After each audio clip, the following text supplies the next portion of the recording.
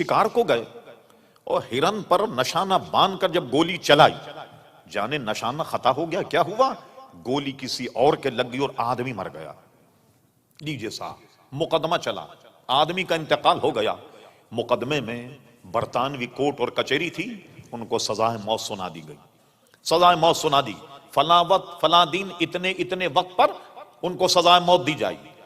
چلیے صاحب، سزائے موت انہوں نے سن لی، کال کوٹری منتقل کر دیے گئے، بلیک وارنٹ ان کو دکھا دیا گیا، اور اس کے بعد جب آخری ملاقات کرنے کے لوگ آئے تو وہ ہنس رہے تھے۔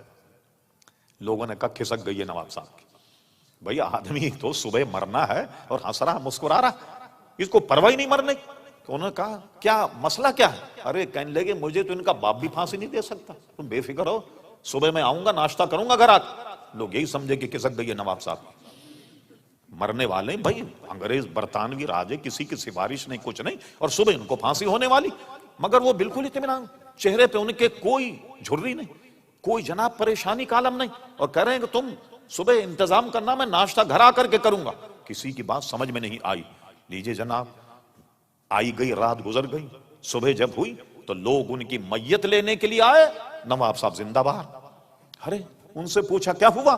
نواب صاحب پھانسی پہ چڑھ گئے، پھندا گلے میں ڈل گیا۔ جب بھی نواب صاحب کہہ رہے ہیں تم مجھے پھانسی نہیں دے سکتے، نہیں دے سکتے پھانسی، جو پھانسی دینے والے وہ بھی پریشان تھے، کہ ایسے وقت آدمی کی کچھ ادھر ادھر ہو جاتا ہے دماغ، تو وہ بھی ترجمے بالکل عین وقت تھا بٹن دبانے کا، اچانک کسی نے دروازہ کھٹکھٹایا اور دروازہ کھٹکھٹا کہا ملکہ وکٹوریا کی تاج پوشی کی خوشی میں آج جتنے بھی سزا موت پانے والے سب کو معاف کر دیا گیا، سب کو معاف کر دیا۔ اور وہ زندہ پھانسی کے پھندے سے اترے، اور جب لوگ ان کی میت لینے کے لیے آئے تو ان کو لے گئے، اور واقعی انہوں نے گھر جا کر کے ناشتہ کیا۔ کسی ان سے پوچھا کہ یہ یقین آپ کو کیسے تھا کہ مجھے پھانسی نہیں ہوگی؟ فرما بات اصل میں یہ ہے کہ 2 دن پہلے اعلیٰ حضرت فاضل بریلوی میرے پیر و مرشد میرے خواب میں آئے اور مجھ سے کہا نواب امجد علی قسم خدا کی تجھے پھانسی نہیں ہوگی، نہیں ہوگی تجھے پھانسی۔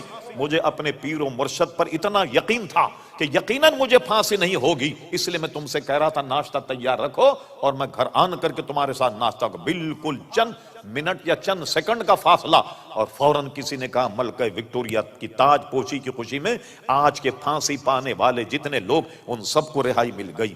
تو یہ حضور کے صدقے میں رب کریم نے بزرگان دین کو بھی عزیزان گرامی یہ ثمر اور یہ پھل عطا فرمایا۔ بتائیے پھر یہ غلاموں کا یہ حال ہے تو ہمارے آقا و مولا پیارے مصطفیٰ کا کیا حال ہوگا؟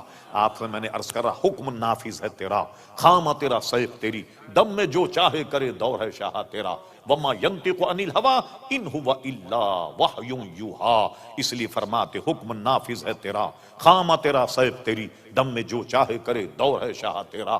وہ زبان جس کو سب کن کی کنجی کہیں، اس کی نافذ حکومت پہ لاکھوں سلام، وما علینا الا البلاغ۔